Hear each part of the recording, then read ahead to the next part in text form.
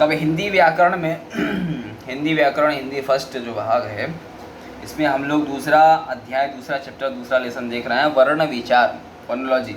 हाँ, तो वर्ण विचार के बारे में हम लोग जानेंगे। तो अभी तक हम लोग भाषा और व्याकरण जान गए थे, भाषा किसे कहते हैं, लिपि क्या है, व्याकरण क्या है, कैसे शुद्ध करते हैं, ये सब सारी चीज़ों को जानते हुए अब हम लोग आ गए वर्ण विचार। वर्ण माने शब्द, अक्षर, ध्वनियाँ, इन सारी चीज़ों को अब हम लोग देखेंगे। वर्ण माने अक्षर या ध्वनि कहेंगे। तो विचार करेंगे, इनके बारे में हम सोचेंगे, समझेंगे, विचारेंगे, इनके बारे में जानकारी हासिल करेंगे। किनके बारे में? वर्ण के बारे में। वर्ण शब्द को ही अन्य दो नामों से भी, अन्य भी शब्द हैं जिसके लिए पर्यायवाची कर लें या समानार्थी शब्द कर लें, तो वर्ण को कहते हैं अक्षर, दूसरा कहते हैं ध्वनि, और तीसरा तो वर्ण ही है। हाँ, इन सारे शब्दों से वर्ण को, अक्षर को, ध्वनि को हम जानेंगे, व्यवहार करेंगे, क्या है इनके बारे में जानकारी हासिल अब करेंगे। तो बोले हैं कि किताब देखें तो बोल रहे हैं कि फोनोलॉजी वर्ण विचार में क्या है कि वर्ण या अक्षर नाम है मेरा। वर्ण अपने बारे में बता रहा है कि कौन हूँ मैं भैया, है ना। तो बोले कि वर्ण या अक्षर नाम है मेरा। क्या नाम है? तो वर्ण भी कहते हैं और अक्षर भी कहते हैं, यानी इन दोनों नामों से ही मुझे ही जाना जाएगा। चाहे वर्ण का के हमको बुला लीजिए, चाहे अक्षर का के हमको बुला लीजिए, या ध्वनि का कर भी बुला लीजिए। तो बोले खंड ना होना भाव है मेरा। भाव मेरा कुल बताने का मतलब यह है कि मैं एक ऐसी चीज़ हूँ, भाषा की एक ऐसी इकाई हूँ, एक ऐसा हिस्सा हूँ भाषा का, लैंग्वेज का। मैं एक ऐसा भाग हूँ, ऐसा पार्ट हूँ, ऐसा हिस्सा हूँ जिसको तोड़ पाना संभव नहीं है, अलग कर पाना संभव नहीं है, जिसे काट पाना संभव नहीं है। ठीक है, क्या बोले? बोले खंड करना। खंड करना माने अलग करना, तोड़ना, पार्टीशन करना। तो इन चीज़ों को कर पाना संभव नहीं है। ये मैं ऐसा हूँ, मैं वर्ण हूँ, मैं अक्षर हूँ, मैं ध्वनि हूँ कि मुझे तुम तोड़ नहीं पाओगे, मुझे अलग नहीं कर पाओगे, ऐसा भाव है मेरा। ऐसा क्या कहना चाह रहा? बोले भाषा की सबसे छोटी इकाई। इसी में देखिए सबसे बड़ी बात कह दिया। अगर पूछा जाए कि भाषा की, किसी भी भाषा की, किसी भी लैंग्वेज की सबसे छोटी इकाई किसे कहते हैं, पूछ लिया जाए, तो इसका आंसर हुआ कि भाषा की सबसे छोटी इकाई होती है वर्ण या ध्वनि या अक्षर। इन्हीं तीनों को, इन तीनों कहने से एक ही चीज़ के बारे में पता चलेगा, ठीक है, जो अक्षर है, ठीक है, या वर्ण, ध्वनि।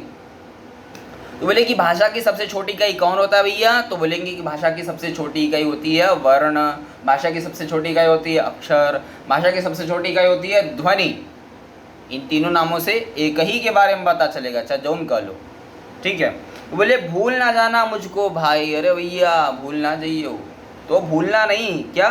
तो मुझे ही अक्षर नाम से, मुझे ही वर्ण के नाम से, मुझे ही ध्वनि के नाम से जानते हैं, जो कौन है? भाषा की सबसे छोटी इकाई। छोटी इकाई कहने का मतलब यहाँ पर यह है कि भाषा की सबसे छोटी इकाई मैं हूँ, यानी कि सबसे प्रथम इकाई मैं हूँ। मुझसे ही सारे वर्ण, सारे शब्द, सारे अक्षर, सारी भाषाएं, सारी बोलियाँ, सारे व्यवहार किए जाते हैं, अर्थात सबसे पहली मैं हूँ। सबसे छोटी इकाई कहने का मतलब ये हुआ कि सबसे पहला, जो फर्स्ट है, यानी भाषा में सबसे प्रथम, फर्स्ट नंबर पे आता है, जहाँ से शुरुआत होती है किसी भाषा, किसी लिपि की, किसी भाषा की, किसी लैंग्वेज की। तो कौन है? वह है अक्षर, वह है ध्वनि, वह है वर्ण। तो यही बात कर रहा। तो भाव इसमें बोला कि खंड ना होना भाव है मेरा। मैं सबसे पहला हूँ, मैं सबसे छोटा हूँ, मैं सबसे छोटी इकाई हूँ, मैं सबसे पहले आता हूँ, मैं ही निर्माण करता हूँ। जो व्यक्ति बनाता हो, जो निर्माण करता हो भाषा को, यानी जो सबसे छोटी इकाई जो अक्षर ध्वनि है, अगर उसी को आप तोड़ देंगे, उसको खंड कर देंगे, तो भाषा बनेगी कैसे, निर्माण कैसे होगा? अतः इस यानी जो अक्षर है, जो ध्वनि है, जो वर्ण है, इसको तोड़ पाना संभव नहीं है, क्योंकि इसमें कुछ, हम देखो, तोड़ उसी चीज़ को सकते हैं, उसी चीज़ को हम अलग कर सकते हैं जो किन्हीं चीज़ों से जुड़ करके, मिक्स हो करके, मिल करके, मेल जोल हो करके बना हो, निर्माण हुआ हो। तो ये अक्षर ध्वनि तो खुद ही कर रहा है कि खंड ना होना भाव है मेरा, यानी मैं खुद एक अकेला ही हूँ, मैं एक हूँ, एक सिंपल हूँ, अकेला हूँ। तो मुझे तोड़ पाना संभव नहीं। क्यों? क्योंकि भाई जो चीज़ एक है, अकेली है, सामान्य है, उसको क्या तोड़ेंगे आप? उसमें से अलग करके निकालेंगे ही क्या? जो खुद एक अलग है, जो खुद अकेला है, जो नंबर में एक है। जब समूह में कुछ लोग बैठे हो तभी नहीं कहेंगे कि इस समूह से अलग हो जाए, यानी सभी लोग, जो 4 लोग हैं, वो चारों लोग अलग हो जाओ, यानी कि वहाँ पर 4 लोग हैं, उसमें 2 लोग हैं, उसमें 3 लोग हैं, जुड़े हुए हैं, कुछ जुड़ा हुआ है उसमें। क्योंकि किसी स्थान पर जब एक व्यक्ति अकेला ही बैठा हो तो वो क्या कहेगा कि मुझे अकेला छोड़ दो, अरे तुम तो पहले ही से अकेले हो, तो तुमको अकेला छोड़ा क्या जाए। तो वही कर रहा है अक्षर, वही ध्वनि, वही वर्ण कर रहा है कि मैं तो पहले से ही अकेला हूँ, मैं अकेला हूँ, मैं प्रथम हूँ, मैं फर्स्ट हूँ, मैं ही सब कुछ बनाता हूँ, मैं ही भाषा को बनाता हूँ, लैंग्वेज को मैं ही बनाया हूँ, मेरे द्वारा ही बनकर निर्माण हुआ उसका। तो मुझे अलग कर पाना, मुझे खंड कर पाना, मुझे तोड़ पाना, मेरे पार्टीशन कर पाना संभव नहीं है, कर नहीं पाओगे। क्यों? क्योंकि मेरे अंदर कुछ जुड़ा है ही नहीं, मैं स्वयं एक हूँ, अकेला हूँ। ऐसा उसका कहने का भाव है, और यही भाव सत्य है, सच है। ठीक है, तो अब जान रहे हैं, तो कह रहे हैं अगला देखें किताब में कि बोले पिछली कक्षाओं में हमने पढ़ा, क्या पढ़ा जाना, बोले मुंह से यानी मुख से, माउथ से निकलने वाली ये ध्वनियाँ, ये वर्ण, ये अक्षर, जो आवाज़ें आती हैं हमारे मुंह से बोलने पर, बोले जिनके टुकड़े, वही बात, जिनका पार्टीशन, टुकड़ा, हिस्सा तोड़ पाना, खंड कर पाना, अलग अलग कर पाना, खंड नहीं किए जा सकते, ऐसा कर पाना संभव नहीं है भैया। तो वर्ण या अक्षर कहलाती है, ध्वनि कहलाती है, उसे ही वर्ण कहते हैं, उसे ही अक्षर कहते हैं, उसे ही ध्वनि कहते हैं। तीनों नामों से किसको जानते हैं? उसे ही जाना जाएगा, चाहे जो कहकर बुला लो। तो बोले वर्णों के निश्चित क्रम को, निश्चित क्रम यानी कि ये बात निश्चित है। जब भी एक बच्चे से पूछा जाता है कि बाबू 1 2 3 4 सुनाओ, तो 1 2 3 4 5 वो ऐसे ही सुनाता, ऐसा नहीं सुनाता कि 1 2 4 1 3 ऐसे आगे पीछे ऊपर नीचे करके सुनाएंगे नहीं। जब बोला जाए कि क से ज्ञ तक क ख ग घ सुनाओ, पूरा व्यंजन वर्णमाला सुनाओ, तो क ख ग घ अंग च छ ज झ यहाँ ऐसा करके ही ना बोला जाएगा कि ज्ञ बोलेंगे, फिर श्र बोलेंगे, छत्र ज्ञ ट न प त ऐसे आगे पीछे ऊपर नीचे करके बोला जाए। ये सही क्रम है क्या? नहीं, ऐसा नहीं होगा, बोला नहीं जाएगा। तो बोले कि वर्ण का एक निश्चित क्रम, एक ग्रेजुअली, एक क्रमशः, जो एक निश्चित जो क्रम है, जो व्यवहित किया गया है, जो बताया गया है, उसी क्रम का प्रयोग करते हुए क्या करेंगे? एक निश्चित क्रम का, एक सही तरीके का, एक सही लहजे को, निश्चित क्रम को ही क्या कहते हैं? वर्णमाला कहते हैं। यानी वर्णों की, अक्षरों की माला, एक गुत्थी, एक समूह। माला शब्द का यहाँ पर होगा समूह, एक निश्चित क्रम। जैसे हम गले में अपने कोई माला पहनते, तो जिस जगह से वह जुड़ती है, फिर यहाँ गले से घूम कर गई, फिर उसी जगह पर वो जुड़ जाती है। तो एक प्रकार का एक गोलाकृति जो क्रिएट हुआ, जहाँ से स्टार्ट हुई वहाँ पर जाकर जुड़ जाए।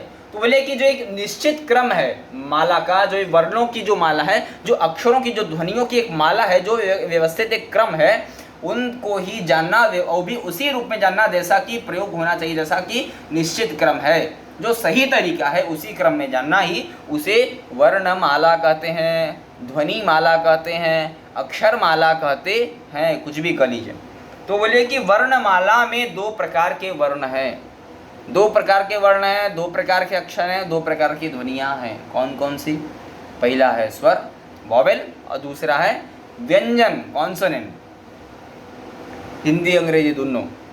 तो बोले क्या हो रहा है कि बोले कि उन्होंने कहा कि वर्णमाला में तो हम जो शब्दों का, अपने भाषाओं का प्रयोग करते हैं, उसमें कुछ व्यंजन वर्ण होते हैं और कुछ स्वर वर्ण होते हैं। तो इसमें से पहला कौन है? पहला है स्वर, यानी फर्स्ट नंबर पे, पहले नंबर पे आता है स्वर, और दूसरे नंबर पे आता है वर्ण, और सॉरी दूसरे नंबर पे आता है व्यंजन वर्ण। तो पहला हुआ स्वर वर्ण, दूसरा हुआ व्यंजन वर्ण। यानी जब भी पूछा जाए कि वर्णमाला कितनी है, तो वर्णमाला 2 है, एक है स्वर वर्णमाला और दूसरा है व्यंजन वर्णमाला। अब देखिए क्या बोलना है कि वर्णमाला के बारे में बताया, किताब में खोला देखा कि बोले स्वर, पहला नंबर पे स्वर है, स्वर ही आया पहले। तो क्या क्या है? अ आ ई उ री ए ऐ ओ औ। इतने सारे स्वर हैं हमारे पास। कितने हैं? तो बोले कि अ से लेकर के औ तक जो हमारे पास स्वर अंग अह को छोड़ दिया, क्योंकि वो 2 संयुक्त स्वर कहलाते हैं। ठीक है, ऐसा 2 अतिरिक्त स्वर हैं, उनकी गणना मुख्य रूप में नहीं होती। यानी कि टोटल हमारे जो स्वर हैं वह हैं 11, लेकिन बाकी मिला देंगे तो 13 हो जाते हैं। ठीक है, 11।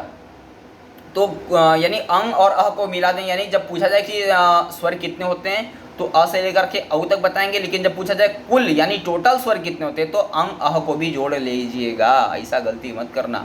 तो यानी कि मुख्य स्वर होते हैं 11, और टोटल स्वर यानी कि कुल मिला के जो स्वर होते हैं, यानी अंग अह को भी जब मिला दिया जाए तो बन जाते हैं 13 हो जाते हैं। तो मुख्य स्वर हुए 11 और टोटल स्वर हुए 13, ठीक है, 11 और 13 ऐसा जाने। तो बोले कि ये जो स्वर हैं इनकी अपनी अपनी एक खासियत है। क्या खासियत है भैया? तो बोले स्वर को कहने से हमें मात्राओं के बारे में पता चलेगा। जैसे किसी भी शब्द में किन्हीं मात्राओं को आ की मात्रा, ई की मात्रा, अंग की मात्रा, ओ की मात्रा, ऐ की मात्रा, ऊ की मात्रा, उ की मात्रा, ई की मात्रा, री की मात्रा, इन सारी मात्राओं को, स्वरों को हम देखते हैं। ये वही स्वर हैं, ये वही मात्रा हैं जो जब व्यंजनों से जुड़ती हैं, जब ये शब्दों में प्रयोग होती हैं तो ये अपने स्वरूप को बदल लेती हैं। अर्थात अगर हम परिभाषा के तौर पर यानी कि डेफिनेशन जाने कि स्वर किसे कहते हैं, तो कहेंगे कि स्वर उसे कहते हैं जो स्वतंत्र रूप से प्रयोग होते हैं। यानी भाषा में स्वतंत्र रूप से प्रयोग होने वाली इकाई, प्रयोग होने वाला जो वर्ण है उसे स्वर कहते हैं। स्वरों की सबसे बड़ी खासियत है कि वह स्वतंत्र रूप से प्रयोग होते हैं। इसमें स्वतंत्र अपरतंत्र होने का अंतर क्या है, क्या मतलब है, जान लें कि जब भी हम प्रयोग करते हैं भाषा में तो उसमें जो स्वर है ना, ये स्वर किसी से मिलते नहीं, ये स्वर स्वतंत्र है। इनको स्वरों को उच्चारण करने के लिए, स्वरों को बोलने के लिए किसी अन्य की, किसी दूसरे वर्ण की सहायता नहीं लेनी पड़ती है, आवश्यकता नहीं होती है, इम्पोर्टेंसी दिखती नहीं है, ठीक है। तो बोले कि जो स्वर है ना, ये स्वरों का सबसे बड़ा अच्छाई ये है कि इनको किसी की आवश्यकता नहीं होती, लोग इनके पास आते हैं। यानी जो दूसरे वर्ण हैं, अभी बताएंगे कौन हैं, तो जो दूसरे वर्ण हैं, अन्य वर्ण हैं, वो इनसे मदद लेने के लिए आते हैं, इनकी सहायता मांगने आते हैं, इनसे हेल्प लेने के लिए आते हैं और ये हेल्प करते हैं। ये हेल्प किसी की लेते, स्वीकार नहीं करते, बल्कि ये मदद देते हैं, ये मदद दूसरों को कराते हैं, उपलब्ध कराते हैं, सहायता देते हैं। यह है स्वरों का। तो बोले स्वर जो होते हैं वह क्या होते हैं, स्वतंत्र रूप से होते हैं, स्वतंत्र रूप से प्रयोग किए जाते हैं। क्यों? क्योंकि ये व्यंजन वर्णों की सहायता करते हैं। यानी स्वतंत्र होते हैं स्वर और परतंत्र होते हैं वर्ण। जब हमें किसी की सहायता चाहिए, हमें किसी की मदद चाहिए, तो हम परतंत्र ही तो हुए। हम तंत्र यानी अपनी व्यवस्था में काबिल नहीं है, तो हमें दूसरे की सहायता लेनी है, अर्थात हम परतंत्र हो गए। उसके तंत्र की, उसके मशीनरी की, उसकी हमें आवश्यकता है, तो हम परतंत्रता अपनी दिखाते हैं। और जो स्वतंत्र होता है वह हमारी मदद कर देता है। तो मदद करने वाला स्वतंत्र, मदद लेने वाला परतंत्र। तो मदद कर कौन रहा है बोलने में, लिखने में, पढ़ने में? मदद कर रहा है स्वर, और मदद ले कौन रहा है? तो मदद ले रहा है व्यंजन वर्ण। यानी कि अ से लेकर के अंग इत्यादि जो औ तक वर्ण है, अक्षर हैं, ध्वनियाँ हैं 11 और 13, ये सारे बोले जाने में दूसरे अक्षरों, दूसरे वर्णों का, दूसरे ध्वनियों का मदद करते हैं, सहायता करते हैं। और वो सहायता को लेता कौन है? वो सहायता मांगने कौन आता है? वो सहायता स्वीकार कौन करता है? तो वह सहायता स्वीकार करता लेता है व्यंजन वर्ण। यानी क से लेकर के ज्ञ तक में जितने वर्ण समूह हैं, जो हमारी हिंदी की वर्णमाला यानी व्यंजन वर्णमाला है, उसमें आने वाले जितने भी अक्षर हैं, वे सारे अक्षर क्या करते हैं कि बोले जाने में, लिखे जाने में, उच्चरित होने में, एक्सेंट करने में क्या करते हैं? वो स्वरों की मदद लेते हैं, स्वरों की सहायता स्वीकार करते हैं, स्वरों की सहायता लेते हैं।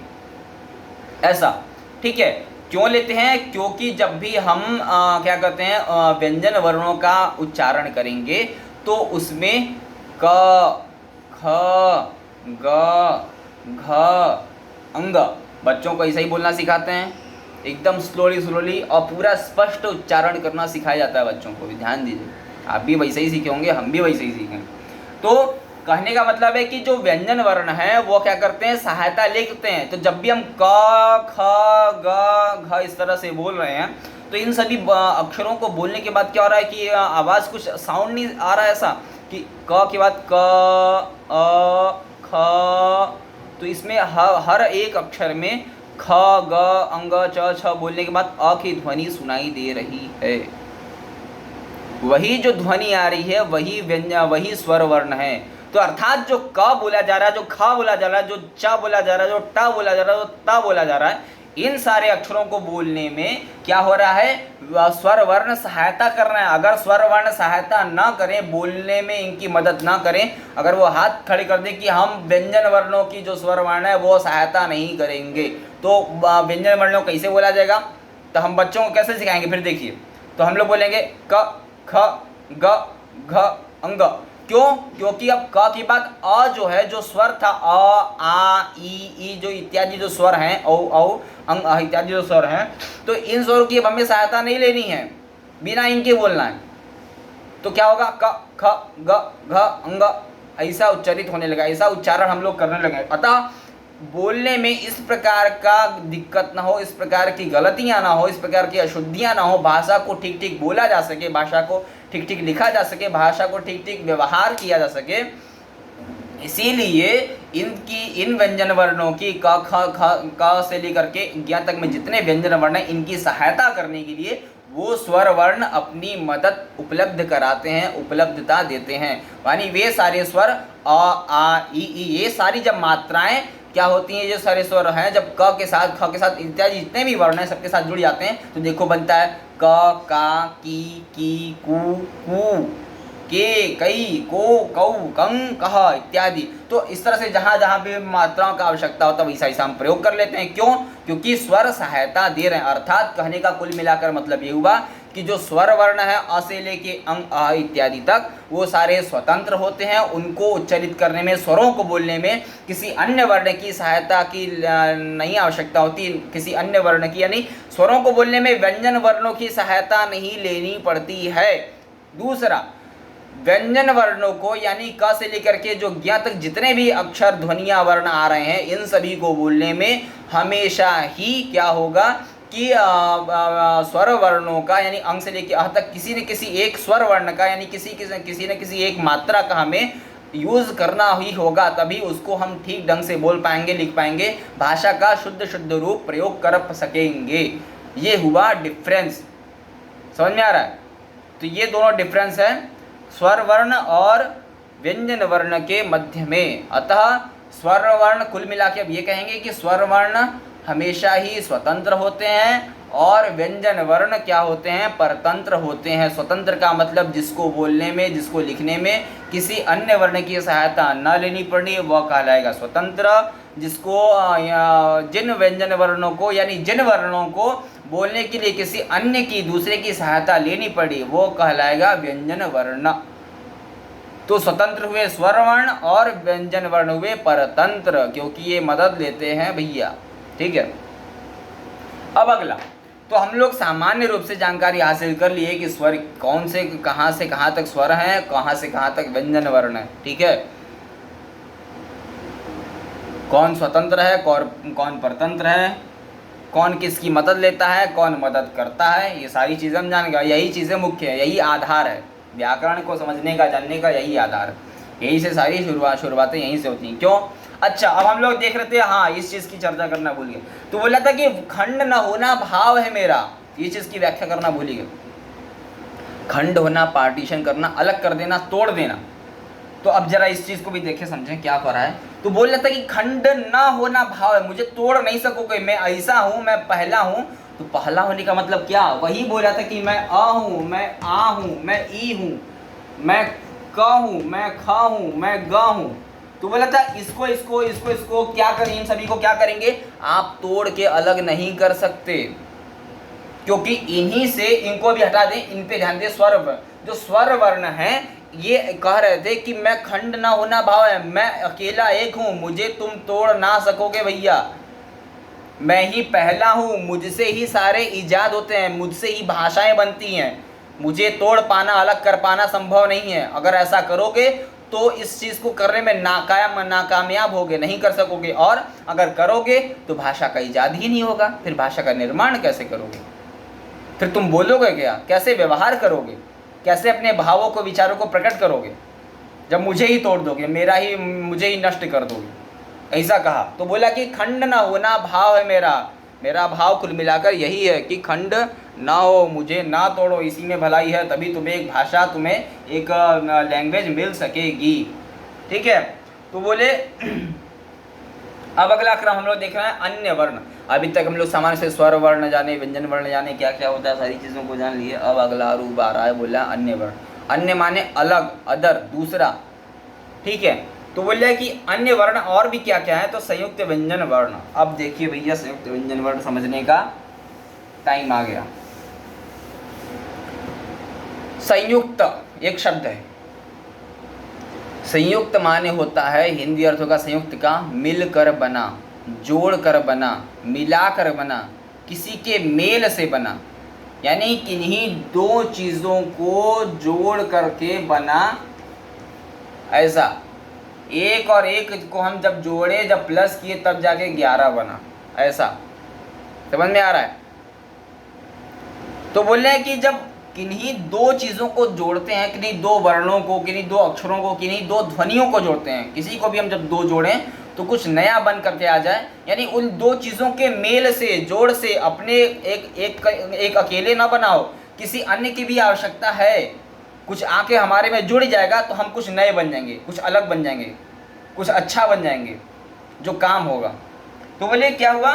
बोले संयुक्त व्यंजन, यानी संयुक्त माने जोड़ करके, मिला करके, क्या करके, प्लस करके बने हुए ऐसे वर्ण, ऐसे अक्षर, ऐसी ध्वनियाँ को ऐसे ध्वनियों को कहते हैं संयुक्त व्यंजन वर्ण। अब इसमें एक शब्द जुड़ा है संयुक्त, तो ठीक है, संयुक्त समझ में आ गया, जोड़ के बना, लेकिन व्यंजन वर्ण, वर्ण तो कुछ भी हो सकता है, स्वर वर्ण भी हो, संयुक्त स्वर वर्ण हो सकता है, संयुक्त व्यंजन वर्ण ही क्यों होगा?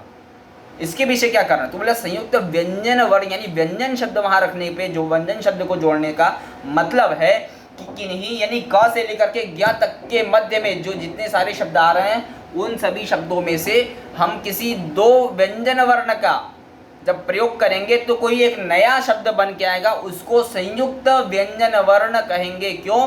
क्योंकि किन्हीं दो व्यंजन वर्णों के जोड़ने से एक नया उत्पन्न हुआ है। जैसा उदाहरण में अब हम देखेंगे। पहला लिखा हुआ है क्ष त्र ज्ञ श्र, 4 ठो संयुक्त व्यंजन वर्ण। कभी कोई पूछे कि संयुक्त व्यंजन वर्णों की संख्या कितनी है, स्पष्ट बोलेंगे 4 है। कौन कौन से हैं? पहला होता है क्ष त्र ज्ञ और श्र। क्ष से क्षत्रिय, त्र से त्रिशूल, ज्ञ से ज्ञानी या यज्ञ करें, और श्र जिसे श्रीमान, श्रीमती, इस प्रकार का जो हम लोग प्रयोग करते हैं श्री शब्द का। ठीक है, तो बोले कि संयुक्त व्यंजन वर्ण पहला हमारे पास आया क्ष। ये जो क्ष वर्ण है ये बना कैसे, ये कैसे बन के आ गया? तो इसको बनाने के लिए प्रयोग हुआ, पहला आया, पहला हमारे पास वर्ण आया। पहले हम यानी व्यंजन वर्णों में क से ज्ञ तक के अंतर्गत जो व्यंजन वर्ण है, केवल व्यंजन वर्ण, स्वरों की गिनती नहीं होगी, स्वरों को लेना ही नहीं यहाँ पर। बोले जब हमें छ बनाना हो तो सबसे पहले कौन सा व्यंजन वर्ण पहला लेंगे? 2 ठो है, कोई 2 ठो लेना होगा, तो पहले में कौन सा लेंगे? तो पहला हमारे पास आएगा क से कबूतर, पहला क आया। कौन आया पहला? क। यानी जब हम क वर्ण के साथ प्लस करेंगे कौन से वर्ण को? ये जो मूर्धन्य श होता है, यानी कि षटकोण वाला जो श होता है, यानी जब हम क से कबूतर और स से षटकोण को जोड़ देंगे, प्लस करेंगे, जब संयुक्त करेंगे, मिला देंगे, मेल करेंगे तो नया वर्ण आएगा, तैयार होगा, उसको कहते हैं क्ष। ठीक है, इसको कहते हैं क्ष से क्षत्रिय। ठीक है, तो क्ष नाम का ये संयुक्त व्यंजन वर्ण बनकर तैयार हुआ। इसको संयुक्त व्यंजन, संयुक्त माने मिला हुआ, दोनों से मिलकर बनाया तो संयुक्त कहलाया। फिर व्यंजन क्यों कह रहे हैं? क्यों? क्योंकि पहला भी व्यंजन है, दूसरा भी व्यंजन वर्ण ही है। तो अतः क नाम के व्यंजन वर्ण और मूर्धन्य श नाम के व्यंजन, दो व्यंजन वर्णों के मिलन से जोड़ करके बना हुआ शब्द क्या, अक्षर क्या कहलाएगा? संयुक्त व्यंजन वर्ण कहलाएगा। ठीक है, अब अगला बना हुआ है त्र। क्या बना हुआ है? त्र। त्र से त्रिशूल दिख रहा है, त्र से त्रिशूल बना हुआ है। अब त्र भी बना हुआ है तो त्र शब्द भी क्या है? संयुक्त व्यंजन वर्ण। ये भी व्यंजन वर्ण है, कैसा है? संयुक्त है, मिल करके बना हुआ है। तो बोले कि त्र लिखने के लिए, त्र बनाने के लिए जो त्र नाम का संयुक्त व्यंजन वर्ण है, इसमें हम पहला अक्षर कौन सा लेंगे? पहला व्यंजन वर्ण कौन सा लेंगे? तो सबसे पहला व्यंजन वर्ण आएगा हमारे पास त। पहला व्यंजन वर्ण आएगा त और दूसरा आएगा र। क्या आएगा? दूसरा र आएगा। तो त नाम के व्यंजन वर्ण और दूसरा र नाम के व्यंजन वर्ण को जब हम मिला देंगे, जोड़ देंगे, तो उसका बन करके एक नया रूप आएगा, एक नया व्यंजन वर्ण आएगा, यानी संयुक्त व्यंजन वर्ण आएगा, जिसको हम कहेंगे त्र। क्या कहेंगे? त्र। अब अभी तक हम लोगों ने व्यंजन, संयुक्त व्यंजन वर्णों को बनाना सीख लिया, यानी जब भी हम क और मूर्धन्य श को जोड़ेंगे तो छ नाम का संयुक्त व्यंजन वर्ण बन के सामने आएगा, और जब भी हम त और र नाम के व्यंजन वर्ण को जोड़ेंगे तो संयुक्त त्र व्यंजन वर्ण हमारे पास सामने आएगा।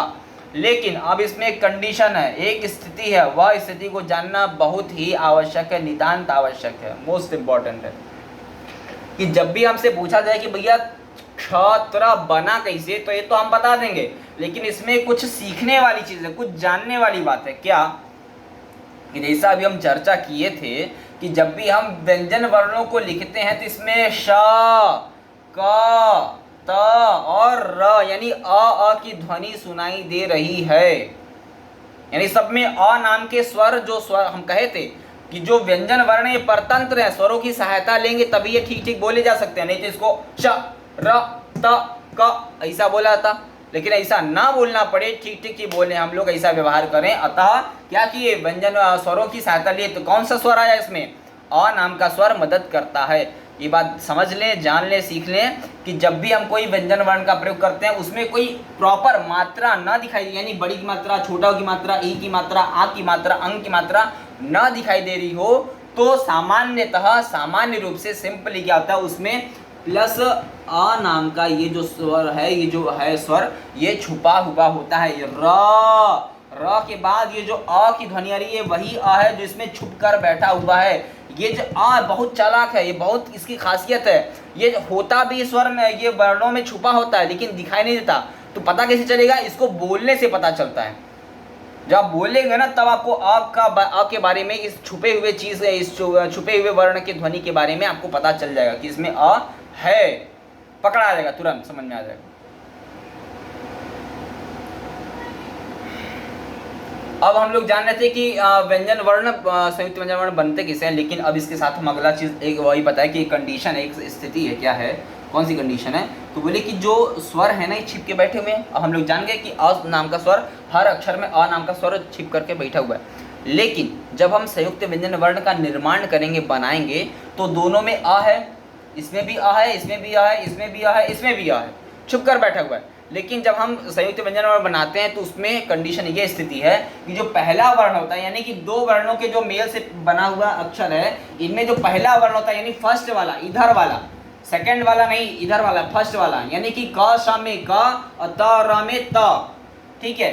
तो त में और क में हम क्या करेंगे, एक इस तरह के चिन्ह का प्रयोग करेंगे। इस तरह के चिन्ह को कहते हैं हलंत का चिन्ह।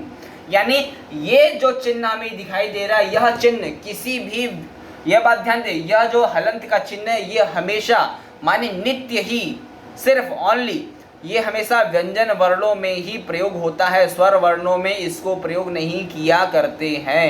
क्यों नहीं करते हैं, क्यों ऐसा होता है, अब जानें। बोले कि जो हलंत का चिन्ह है ये हमेशा व्यंजन वर्णों में ही लगता है, स्वर वर्णों में नहीं लगता। क्यों, क्योंकि ये चिन्ह दर्शाता है परतंत्रता को, यह चिन्ह परतंत्रता को दर्शाता है। यानी कि जो क में आ छुप के बैठा था, त में जो आ छुप के बैठा था, इस चिन्ह के, इस हलंत नाम के चिन्ह के लग जाने से वो जो आ की ध्वनि आ रही थी ना, अब वो ध्वनि को, उस आवाज को हम काट देंगे, हटा देंगे, तोड़ देंगे। अब बताए, जिसको तोड़ा जा सके, जिसको काटा जा सके, वही परतंत्र होता है। यानी कि किसको काट रहे थे हम, का को काटे, ता को काटे, तो ता और का क्या है, परतंत्र है। और स्वतंत्र कौन था, अ, जो अस्वतंत्र था, छुप के बैठा था, वो चला गया, अब अपने वापस चला गया। तो अब जब हलंत का चिन्ह लग गया, यानी ये क में से अ गायब हो गया, त में से अ गायब हो गया, तो अब इस क को और ता को त क ऐसा नहीं बोलेंगे, अब बोलेंगे क त र श, ऐसा झटके में बोला। अर्थात इस हलंत चिन्ह के लग जाने से इसमें बैठा हुआ जो स्वर वर्ण था, जो अ नाम का जो स्वर वर्ण था, वह गायब हो चुका है। ऐसा जानना चाहिए, ऐसा समझना चाहिए। और एक कंडीशन, जब भी हम दो वर्णों को जोड़ करके संयुक्त व्यंजन वर्ण बनाते हैं तो ये जो हलंत नाम का चिन्ह लगता है, यह नित्य सिर्फ और सिर्फ पहले वर्ण में ही लगता है। इस हलंत चिन्ह का दूसरे वर्ण में प्रयोग नहीं करते हैं। कब, जब हम संयुक्त व्यंजन वर्णों का निर्माण कर रहे हो, बना रहे हो, अर्थात हमेशा पहले वाले वर्ण में अ निकाल दिया जाता है, अ नाम का जो ध्वनि है उसे हटा देते हैं। और इसी के साथ साथ, यानी कि स में अ रहेगा, र में अ रहेगा, इन दोनों में स्वर वर्ण जो है और जो छुप के बैठा था वह छुपा हुआ वर्ण अ स्वर इसमें रहेगा, दूसरे में रहता है, दूसरे पार्ट व दूसरे हिस्से में रहेगा, पहले वाले हिस्से में से गायब हो जाता है। क्यों गायब हो जाता है? वह इसलिए हटाना पड़ा, इसलिए गायब करना पड़ा, उस अ को हटा करके ये हलंत नाम का चिन्ह लगा के दर्शाना पड़ा, ये बताना पड़ा कि इसमें से अब अ नाम का जो स्वर बैठा था, छुपा हुआ था, वह अब जा चुका है, अपना स्थान, अपना प्लेस छोड़ दिया उसने। यानी अब उस स्वर ने इसको क को और त को सहायता देना बंद कर दिया है। तो जब बंद कर दिया, इसमें से क में से अ और त में से अ जब गायब हो गया, तब ऐसी स्थिति में जब ये क में से और त में से अ जब गायब हो जाएगा, जब ये दोनों आधे आधे हो गए, कट गए अपना उसमें से, अपने हिस्से में से, तब क्या होगा? तो जब ये क पूरा लिखा जाता था, अब ये क्या हो जाएगा? क, अब ये आधा क लिखा जाएगा, ऐसा आधा लिखा जाएगा। क्यों? क्योंकि इसमें से जो अ नाम का पूरा स्वर था कट गया। और जब भी किसी व्यंजन वर्ण में से अ नाम का ध्वनि कट जाता है, जब वो आधा होता है, तो इस तरह से हर अक्षर को अपना अपना लिखने का आधा आधा तरीका होता है। आधा कैसे लिखा जाए? तो इस तरह से आधा का लिखा जाएगा। और जब ये आधा हो जाएगा, जब इसमें से स्वर गायब हो जाएंगे, तभी ये क सा में जाके जुड़ सकेगा, तभी ये इसमें जुड़ने के योग्य बनेगा। अर्थात अगर इस क को सा में जुड़ करके छ का निर्माण करना है, तो क को अपने आप को काटना ही पड़ेगा, अपने आप को आधा करना ही पड़ेगा, अपने आप को स्वर रहित बिना स्वर के दिखाना ही पड़ेगा, बताना ही पड़ेगा, तभी ये सा इस क को अपने में जोड़ेगा और छ का निर्माण करने में पॉसिबल, संभव हो पाएगा। अतः क को आधा लिखेंगे, त को आधा लिखेंगे, जिससे कि त रा में जुड़ सके, क और श में जुड़ सके, और क्ष त्र इस नाम के दो व्यंजन वर्णों का निर्माण कर सके। समझ में आया? तो हलंत चिन्ह की ये विशेषता है कि हलंत चिन्ह जिस भी वर्ण में लग जाता है, वह वर्ण आधा हो जाता है, उसमें से स्वर जो भी मात्राएं हो या अ जो नाम की जो स्वर होता है वह गायब हो जाएगा, तभी वह व्यंजन वर्ण दूसरों में जुड़ता है। और हलंत नाम का जो चिन्ह है, ये हमेशा नित्य ही केवल और केवल व्यंजन वर्णों में ही लगता है, स्वरों में इसको नहीं लगाया जाता। ठीक है? क्योंकि स्वर सिर्फ और सिर्फ अकेले होते हैं, स्वतंत्र होते हैं। स्वतंत्रों में हलंत, स्वतंत्र वर्णों में यानी अ से अंग तक जितने भी अक्षर है, उनमें हलंत चिन्ह का कभी भी प्रयोग नहीं किया जाता है, और हमेशा हलंत चिन्ह का सिर्फ और सिर्फ व्यंजन वर्णों में ही प्रयोग किया जाता है। यह बात बैठा ले दिमाग में। अगला, तो दो व्यंजन वर्ण हम देखिए, पहला आया क्ष, दूसरा आया त्र। अब अगला कौन सा व्यंजन वर्ण नया है? देखिए,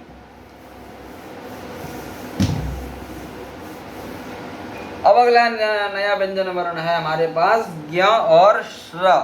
ज्ञ से ज्ञानी, ज्ञ, और दूसरा है श्र। अब ज्ञ और श्र बन के तैयार कैसे होगा? इनमें दो कौन से ऐसे अक्षर हैं जो प्लस करेंगे, जो जोड़ देंगे दो व्यंजन वर्ण को, स्वर वर्ण नहीं जुड़ेगा। अगला, तो ज्ञ को बनाने के लिए हम सबसे पहले प्रयोग करते हैं ज, यानी ज से जहाज वाले ज, और च छ ज झ इय। अगला अंत में जो आता है पंचम वर्ण, पांचवा वर्ण होता है इय। यानी जब हम ज नाम के अक्षर ध्वनि और इय नाम के अक्षर या ध्वनि को जोड़ेंगे, जब ये दो आपस में जुड़ते हैं, तो ज्ञ नाम के यज्ञ से जो ज्ञ होता है, जो ज्ञ से ज्ञानी होता है, इस नाम के इस संयुक्त व्यंजन वर्ण का इजाद होता है, निर्माण होता है। अगला श्र, तो श्र को बनाने के लिए जो शलजम वाला श है, यानी कि जो तालव्य श है, और इसके साथ र का प्रयोग करते हैं। तो श प्लस र बराबर श्र, ज प्लस इय बराबर ज्ञ। अब जैसा कि बताए थे कि जब भी दो व्यंजन वर्ण जुड़ेंगे तो एक का निर्माण करते, एक नए व्यंजन संयुक्त व्यंजन वर्ण का निर्माण होता है, और इनमें से जो पहला पार्ट होता है उसमें हलंत का चिन्ह लगा देते हैं, जो कि जब तक हम हलंत का चिन्ह नहीं लगाएंगे, अगले वर्ण से सेकंड वाले से वो जुड़ेगा नहीं और नया शब्द बना नहीं पाएगा। अतः वो नया शब्द बना पाए, नया वर्ण ध्वनि बना पाए, इसलिए पहले वाले पार्ट में, पहले वाले हिस्से में हलंत का चिन्ह लगाते हैं। हलंत का चिन्ह लगाने से इन दोनों अक्षरों में बैठा हुआ जो अ की ध्वनि थी, यानी ज में जो अ छुपा हुआ है, श में जो अ छुपा हुआ, वह अ गायब हो गया, वह हट गया, तभी ये ज इय में जुड़ेगा और ज्ञ बन जाएगा, और तभी ये श र में जोड़ करके फिर श्र नाम के इन चार व्यंजन वर्णों के, यानी क्ष त्र ज्ञ और श्र, ये चार संयुक्त व्यंजन वर्ण बनकर तैयार होते हैं।